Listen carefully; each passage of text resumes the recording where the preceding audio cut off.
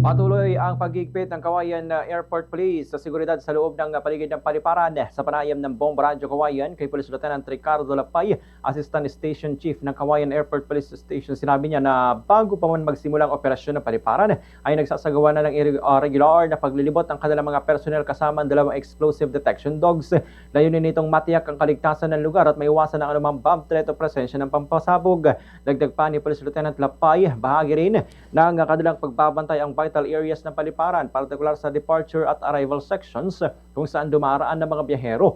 Tiniyak naman na opisyal na patuloy nilang pinapanatili ang katahimikan at kaayusan sa kanilang nasasakupan, lalo na at papalapit ang holiday season na inaasahang magdadala naman ng mas maraming pasahero. Pinayuhan din ni Police Lieutenant Lapay ang publiko na iwasan ng magdala ng mga pinagbabawal na gamit, kabilang mga tinatawag na anting-anting na anyay madalas na nagdudulot ng issues sa security screening. Kapag umabot sa mahigit 10 paglabag ang isang individual ay may kaakibat na itong penalty.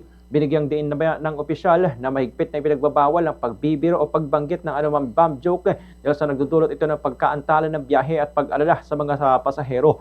Yun din, hindi rin pinapahintulutan ng pagdadala ng mga paputok dahil sa itinuturing itong explosive at mahigpit na pinagbabawal ng ahensya. Ganito ang bahagi ng pahayag ni Police Lieutenant Ricardo Lapay.